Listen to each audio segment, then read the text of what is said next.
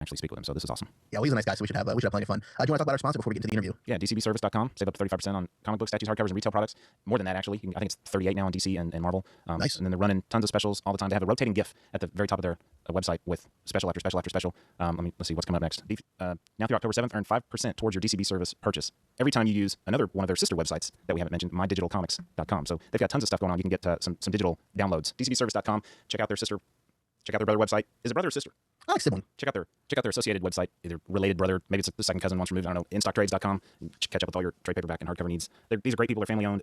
If you ever have trouble, just send them an email at their customer service email address, and they'll hook you right up. Don't forget, if you've never ordered from DCB Service, use WD8 to get an additional 8% off your very first order. So before we get into the interview, there's another way. There's a brand new way you can listen to Walking Dead TV, and Brad set that up for us. So Brad, why don't you tell us exactly what you set up, because it's pretty awesome. Well, I need to give credit to John. It was John's idea. John, he's good for something. He said, why don't we put our episodes on YouTube and tag them and label them, so somebody is on YouTube searching Michael Rooker, then that Michael Rooker interview episode will come up. And I said, that's great. So I took the audio and I made a moving background, a real subtle moving background. It's got our episode information. It's got our Twitter and Facebook information, our website, and it's just, you click it and listen. It's a however long the episode is. It's just a way to listen to it, and we're just trying to get those out. I've done the Michael Rooker one. I went back and did the Norman Reedus interview, and from here on out, I'll be making YouTube versions of each of our episodes, so you'll be able to find them there. I'm calling up YouTube right now, so I can tell you what our channel name is. Let me look. The channel name is Walking Dead TV Podcast. Well, there you go, Walking Dead TV Podcast. So if you just search Walking Dead TV Podcast, it'll come up. Or go to youtube.com/Walking Dead TV Podcast. There you go. And so each new episode that comes out, I will be doing that as well. Which is really, really awesome. So check that out. But without any further ado, I believe we have Mr. Singleton we should be calling. So let's get into that. And we have on the phone Iron E. Singleton, the one and only Iron E. Singleton. How are you doing today, sir? I am wonderful. Thank you so very much for having me. I love you guys for that. And how are you today? We're doing good. Jordan's on the phone with me, too. Yes, sir. Nice to speak to you again. Same here, brother. And so we just lost Russell, correct? Yeah, we to get Russell on, he was having issues with his Skype setup on his phone, and he was sorry to not be able to participate, but he was happy to at least say hi to you. Darn it. Well, much love to you, Russell. We know you're here in spirit. Jordan, how long has it been since we've had Iron E on the show? Oh, gosh, you're going to get trivia questions now? I want to say it was mid-November, maybe last season? Yeah. Last year? But it was during the season, yes? I think so. During the season, almost a year, huh? Yeah. So it's been a year. How has this little TV show changed your life, man?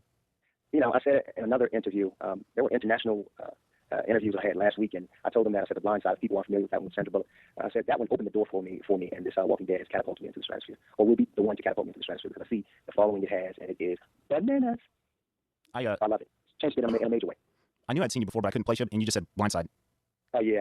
Well, that's good then. That's good that you didn't realize that I was that bad guy, because a lot of people, associate me when they just watch The Blind Side, and they associate me with being a bad guy. That's all they know me from. But that means that, my character, my real life persona is totally opposite of that guy from The Blind Side. So thank you very much. You're welcome. That's a good thing. I enjoyed that movie, too. It was very good. Oh, thank you. Have you, Who got?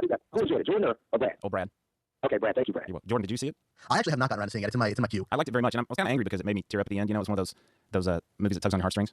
Yeah, I don't like to tear up in movies, but that one made me. So I don't know what that says about me, but maybe it says I'm a little human. That's good, right? Well, exactly. Wow, that's great to hear. Now you guys are currently shooting season 2, right? Yes, sir. Season 2 is in production as we speak. Is there any way, without spoiling anything, that you can tell us which numbered episode they're shooting? Like, is it the third or fourth, or that they're in the middle of shooting now? They're shooting episode. Episode 10 is being shot now. I think. Yeah, moving right along, huh? So even with the split in the season in terms of airing it, they're still shooting in one big lump sum then? Oh yes, one big lump sum. So, but yeah, although they're gonna split it up, but yeah, all the way through, nonstop. I think the last day will be the first week of November. Oh wow, okay, they're moving along then. Oh yes. I'm trying very, very hard not to ask you if you're still involved in the shooting, because if you answer yes, then I know that you've survived. If you answer no, then I'll know that you haven't survived, and I don't want to know. We spoke to Michael Rooker last week, and I begged him. I said everybody wants to know if Merle's coming back, but I said, when you find out, if you find out, please don't let us know, because we want to be surprised. So, I would be remiss if I didn't needle you a bit about it. But then, at the same time, I don't want to know. And then didn't we see a preview where Iron E where T-Dog cuts his arm real bad? Yeah, on the freeway. Right. And now, you can kneel away. I'm going to sidestep and twist and turn and do all that stuff and to get around that stuff. So, you can ask those questions, but I'm pretty sure I'll be able to get through them. But yeah, T-Dog got a really nasty cut on the highway, so you never know what that implies. I mean, it doesn't look good. How easy is it to get a tetanus shot in the zombie apocalypse? How easy is it? It's non-existent. It's non-existent in that world, I think. I wonder if zombies can smell blood. Can they smell blood, or do they just? My guess is this, because I don't think it's come out in any other scripts unless it's come out in subsequent scripts since that episode. It depends. I think it depends on the evolution of the zombie. I think it depends on how long they've been zombified, and because some zombies, you've seen some zombies run, right, guys? Now, get back in guts. Right, and some of them are really slow; they can't run at all. So I think it just depends on how long they've been a zombie, and I think it depends on how athletic they were, how agile they were in their human lives. Right. I think that's a decent answer. What do you think? That sounds good to me. I would think so. You're not going to see. So you may find zombies. Some zombies can smell the blood, and some zombies can't. And hopefully, in T-Dog's situation, he probably ran into a whole bunch of less evolved zombies. So hopefully. Now, I'm also thinking about that scene that we saw, just a little bitty clip in the promo where you're talking to Dale, and you said, "Hey man, let's just leave, just you and me. Let's get up and head on out." And Dale had the look of like, "I can't believe you're saying that to me." Scene, and I'm just wondering, just how hard it is for T-Dog to to know where his loyalties lie, in the zombie apocalypse. I don't know where mine would lie, but these people obviously have been somewhat of a family to him for at least for a while now, and now he's thinking about abandoning them. That's gotta be rough. Yeah, it's very rough. But that's a good needle right there, Brad. That's Brad. Yes, sir. We talked about 3 or 4 needles in there. Because I think you're really trying to get some inside stuff. Are you not trying to find out what happened? No, honestly, sir, I'm not trying. I am not fishing for spoilers. But Okay. I like to be surprised. Okay, good. It is very tough. But I guess in a zombie apocalyptic world, you never know how you might handle a situation. You never know how the thought process is affected. I don't know because, I, as irony, have never been in that kind of situation. Like a lot of people say what they would do if something was to happen to them, but when it happens, then their reaction is totally different. So, to try to understand that mindset, I think that we'd be setting ourselves up for failure. Because anything can happen, in a zombie apocalyptic world. When you're getting ready to shoot some scenes, a rough scene maybe in particular, do you have to do anything ahead of time? Do you have to get yourself in a certain frame of mind? Do you have to shut the world out and pretend you're somebody else? Of course, I think each actor has her or his own way of preparing for a scene, but I in particular have to kind of really zone out. And if I'm playing a scene where I'm petrified, then I may give myself, or if I'm angry or something like that, I may give myself a few slaps to get the adrenaline going. I may run a little bit, run in place at a speedy, fast pace for about 30 seconds. But there are many things that I might do in order to prepare for that scene. I've seen other actors with a similar approach. Some actors just turn it on. There are moments where I can just go from A to Z without doing anything, but it's better when I actually do certain things to prepare me for it. And some actors just, when the director says action, they go there. When the director says cut, they're out. So it depends on the actor. Now let's head back to season 1 for a little bit. Now that whole season's done in the bag, it's out on DVD and everything. What was your favorite episode or scene to shoot? What was your favorite part about season 1? The Vatos. That comes to my first. That episode for some reason stands out because there was so much action. I love each and every episode, but that episode where T-Dog got to carry that shotgun and we were standing off against the Vatos, I just thought that was very climactic, and I think that was like the first sign of us, the survivors, coming together as a family. Even Daryl Dixon, was a part of it, and it was like we were all one, and we were willing to die for each other if we had to, because we wanted to save our buddy Lynn. So it kind of helped to solidify our bond with one another. So I would have to say Vatos first, but then the other ones were so amazing too. So. Do you prefer the action-oriented times, or do you like the big little character reflection? Like when Jim died, that was a very touching part of that episode when people were saying goodbye to him and dealing with him while he's getting sicker and sicker and stuff like that. Do you like that kind of emotional stuff? I love all of that. As an actor that just wants to improve on my craft, I think it takes a range of things like touching at the emotional heartstring and also with the action because it helps with my I guess my physical acting as well. So I think it takes both to make a complete actor. So I'll take them both. I think this may be considered another needle question. Can you explain why Shane had to shave his head, or is that going to give something away? Let me see. You know what? Don't. That's not even fair to me. That's not even fair for me to ask that. But we're all of us are behind the scenes are trying to figure out, why did Shane have to shave his head? Right. That's one to be answered. Through that episode. Are you excited about the direction the story has gone this second season? Yes, I'm very excited. And I hesitated to answer that because I was just thinking about how brilliant the writing has been.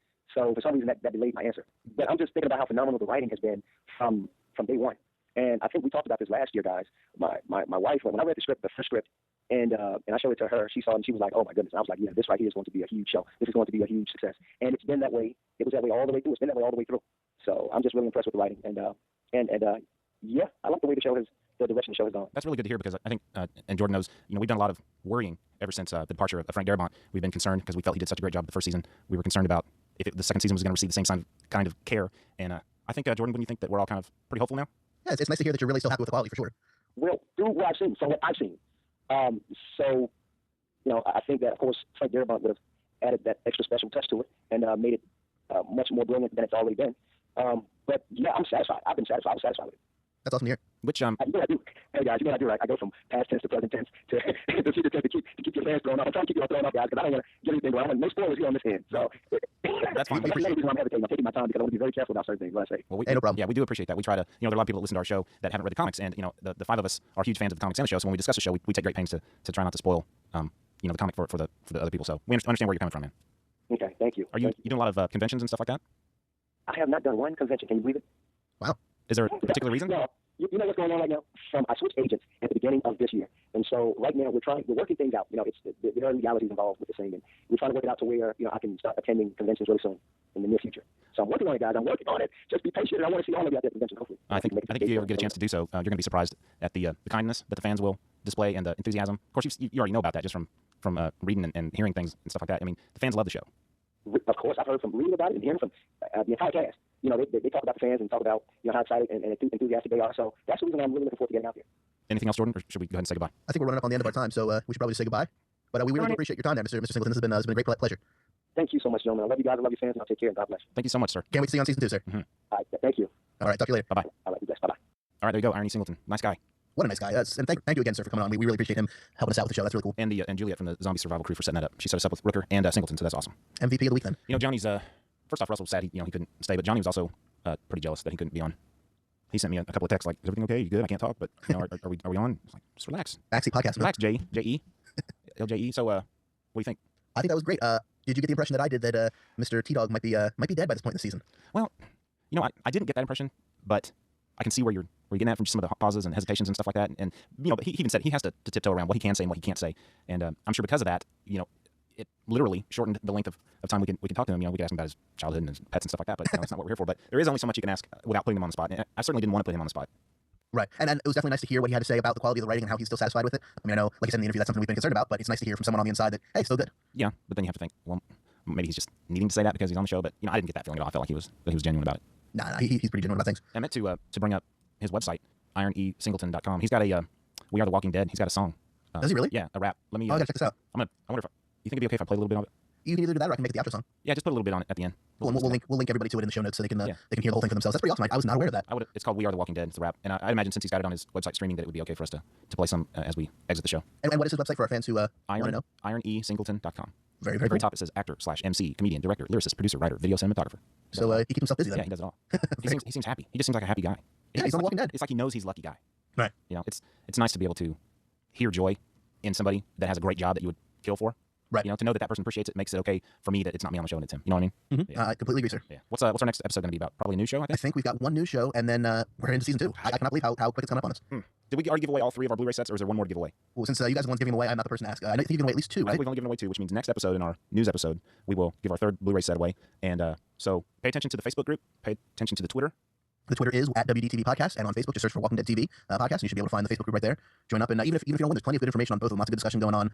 Theories, no spoilers. We've been staying away from spoilers, but images from season 2 and trailers and all that kind of fun stuff. Yeah, I want to thank the people that participate in the Twitter and in the Facebook. I feel like Betty White saying the Twitter. You know, we get to follow Friday and retweet it a lot, and there's some really great followers out there. And try some of our other shows on our network, hhwlod.com, and there's something for everybody out there. Yeah, John was even on your show last week. That was a fun one to listen to. Yeah, we talked about the upcoming fall television season. And Yeah, you guys are unfamiliar with the show Work It, and I must say you're lucky because it looks terrible. Oh, good. That's encouraging. We were taking it hard in that episode, and I thought I got to do something, so I called John and pulled him in on the show. So Well, that's not nice. yeah, kind of saved it. Well, that's it for this episode. You can leave us a voicemail at 516-468-7912 or an email, comments at walkingdeadtv.com. Like we said before, check out Half Hour Wasted on Mondays and Legion of News on Thursdays. And the brand new addition to our feed out now with Aaron and Abe. All those shows can be found at hhwlod.com as well as this one. Our Facebook groups are LOD, HHW, Walking Dead TV, and Media Minutes can all be found at on Facebook. Just search for those, as well as at now with Aaron and Abe. And of course, follow us on Twitter at WDTV Podcasts and at HHWLOD_network. I'm at Jordan FRM Jersey, and Brad? At Brad Milo, BRAD.